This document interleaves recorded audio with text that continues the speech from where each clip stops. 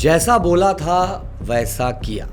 दोस्तों, ईरान ने अटैक कर दिया इजराइल के ऊपर, ये बात आप जानते हैं। और इस पूरी कहानी में इंडिया पे क्या इम्पैक्ट पड़ेगा, आइए आज इस वीडियो में हम थोड़ा सा नज़र डाल लेते हैं। तो आसान भाषा में ये पूरा मामला क्या था। सीरिया में ईरान का जो फॉरेन ऑफिस था उसके ऊपर इजराइल ने अटैक कर दिया और बिल्डिंग गिरा दी, जिसमें ईरान के काफ़ी जनरल मरे, जिसके लिए इजराइल जिम्मेदारी नहीं ले रहा है। उसने बोला कि हमने नहीं किया ये, लेकिन सब जानते हैं कि ये अटैक किसका था। आज के दौर में इतनी बड़ी चीज़ छुपना मुश्किल है। और ये पूरा मामला 1 अप्रैल को हुआ था। उसके बाद से ईरान कह रहा है कि हम इसका बदला लेंगे, लेकिन आजकल 48 घंटे 24 घंटे करके चीज़ें टल रही थीं।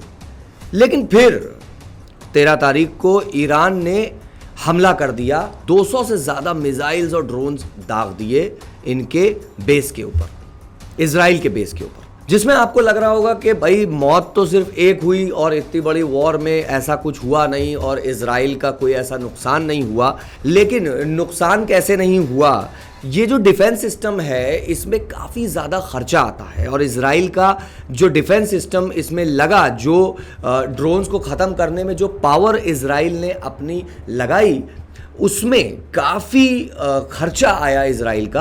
अब जो सवाल सामने आ रहे हैं कि ईरान और इजराइल में अगर लड़ाई पूरी तरह से छिड़ जाती है तो क्या वर्ल्ड वॉर 3 दिख सकती है। जी हाँ, बिल्कुल वर्ल्ड वॉर 3 का माहौल बन रहा है। यहाँ पे हम बिल्कुल एज पे खड़े हुए हैं अगर इजराइल ने अटैक कर दिया तो।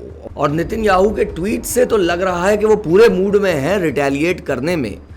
अभी तक तो बात बराबर की थी, आपने हमारे ऊपर हमला किया, हमने आपके ऊपर हमला किया, बात बराबर हो गई। जो कि अमेरिका भी कह रहा है कि भाई प्लीज़ वॉर मत करो, अगर वॉर होती है तो हमें भी कूदना पड़ेगा, और हमें कूदना पड़ेगा तो हमारे यहाँ आ रहे हैं इलेक्शंस जो कि बहुत ज़्यादा अफेक्ट करेंगे, स्टॉक मार्केट पे बहुत ज़्यादा इफेक्ट आएगा। क्रिप्टो 8% नीचे गिर गया, कच्चा तेल के दाम बढ़ेंगे तो इंडिया के ऊपर भी बहुत ज़्यादा इम्पैक्ट आएगा। लेकिन वो अभी जानेंगे हम कि इंडिया पे क्या इम्पैक्ट आएगा। उससे पहले जान लेते हैं कि दोनों की जो सेनाएं हैं, दोनों का जो अटैकिंग और डिफेंस सिस्टम है वो कितना मजबूत है और कौन यहाँ पे भारी पड़ सकता है अगर दोनों में वॉर होती है। देखिए, 1979 के बाद से ईरान और इजराइल में दुश्मनी चल रही है, जो कि कभी भी डायरेक्ट वॉर नहीं हुई। ये पहली बार था कि ईरान ने डायरेक्ट हमला किया इजराइल के ऊपर और एक सामने की लड़ाई का माहौल बन रहा है। उससे पहले जो लड़ाई थी वो टेक्नोलॉजी की लड़ाई थी, हम आपको ये नहीं देंगे, आप हमें वो नहीं देंगे, वो वाली लड़ाई थी। मतलब फाइनेंशियल नुकसान करने वाली जंग चल रही थी। लेकिन यहाँ पे अब एक डर का माहौल बन रहा है। तो अब देखिए, ईरान के पास मैन पावर ज़्यादा है, ईरान के पास लोग बहुत ज़्यादा हैं यूज़ करने के लिए, लेकिन इजराइल के पास टेक्नोलॉजी ज़्यादा अच्छी है और हथियार ज़्यादा मजबूत हैं। वहीं ईरान का डिफेंस बहुत मजबूत बताया जाता है। बजट के मामले में काफ़ी बड़ा डिफरेंस है। इजराइल भले ही बहुत छोटा देश हो, लेकिन इसका 24 अरब डॉलर इसका रक्षा बजट है, वहीं ईरान का 10 अरब डॉलर्स ही सिर्फ है। इजराइल के पास 6,70,000 सैनिक हैं, ईरान के पास 11 लाख से ज्यादा के सैनिक हैं। इजराइल के पास 241 फाइटर जेट्स हैं, वहीं ईरान के पास 186 फाइटर जेट्स हैं। और ये फाइटर जेट्स जो इजराइल के पास हैं वो कहीं ज़्यादा टेक्नोलॉजी में आगे हैं ईरान से। ईरान के पास काफ़ी बेसिक लेवल के हैं, इजराइल के पास बहुत ज़्यादा अपडेटेड लेवल के फाइटर जेट्स हैं जो कि लंबी दूरी पे जाके अटैक करके वापस आ सकते हैं। लेकिन यहाँ पे देखने वाली बात यह है कि इजराइल एरिया वाइज और पॉपुलेशन के मामले में बहुत छोटा देश है, भले ही टेक्नोलॉजी में बहुत आगे है, लेकिन अगर ईरान ने पूरी ताकत से, अगर कहीं पे भी भूल चूक इजराइल से हो गई और पूरी ताकत से ईरान ने हमला कर दिया तो इजराइल पूरी तरह से निस्त नाबूद हो सकता है, ख़त्म हो सकता है, मैप से पूरी तरह से वैनिश हो सकता है। ये एक सिचुएशन आ सकती है। लेकिन इजराइल भी हल्का देश नहीं है, उसके पास डिफेंस सिस्टम बहुत तगड़ा है और ये वॉर बराबरी की वॉर हो सकती है। देखा जाएगा कि अगर इन दोनों के बीच में वॉर होती है तो सिर्फ इन दोनों ही के बीच में नहीं रहेगी, पूरे मिडिल ईस्ट में एक आंख सी लग जाएगी। और हमास तो चाहता ही था कि भाई वॉर छिड़ जाए।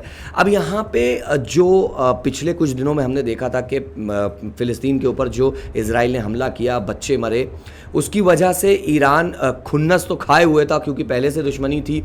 और इतने ज़्यादा जो जुल्म किया है इजराइल ने अभी तक, मतलब खुली भाषा में मैं ये बात कह रहा हूँ कि जो जुल्म किया है इजराइल ने, उस जुल्म की वजह से ईरान बहुत ज़्यादा खुन्नस खाए हुए था और मौका ढूंढ रहा था, जो कि इजराइल ने खुद मौका दे दिया। और अब यहाँ पे एक वर्ल्ड वॉर 3 की सिचुएशन बनती दिख रही है, क्योंकि अगर ईरान इन्वॉल्व हो रहा है तो ईरान की मदद करने रशिया आएगा, चाइना आएगा, और इजराइल की मदद करने अमेरिका को कूदना पड़ेगा। अमेरिका के साथ साथ उनके आसपास के देश भी, जो दोस्त देश हैं, वो कूदेंगे, पूरा यूरोप कूदेगा, और फिर छिड़ जाएगी एक वर्ल्ड वॉर। और वर्ल्ड वॉर में क्या होगा, कच्चे तेल के दाम ऊपर जाएंगे, और अगर कच्चे तेल के दाम ऊपर गए तो इंडिया को इनडायरेक्ट वे में बहुत भारी नुकसान होगा, क्योंकि हमारे भी इलेक्शन सर पे हैं। जो तेल, जो पेट्रोल के दाम आप आज 100 रुपये पे चिल्ला रहे हैं, वो 200 पहुंच सकता है।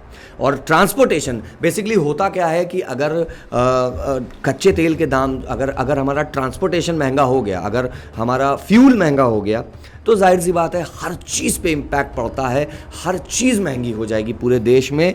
आपको पार्ले जी 15 रुपये का हो सकता है लेना पड़ जाए। इस पूरे मुद्दे पे हम टाइम टू टाइम वीडियो बनाते रहेंगे और आपको अपडेट देते रहेंगे। प्लीज़ सब्सक्राइब कर लीजिएगा ताकि आपको इस पूरे माहौल पे, इस पूरी वॉर की जो सिचुएशन बन रही है उसके ऊपर आसान भाषा में, क्योंकि मैंने वीडियोस देखे, रिसर्च किया, तो मुझे बहुत मुश्किल तरीके से लोग समझाते दिखे। आसान भाषा में हमारी पब्लिक को आजकल कोई नहीं समझा पा रहा है, तो मैं आपको एक आसान भाषा में वीडियोस ला के देता रहूँगा इस मुद्दे के ऊपर।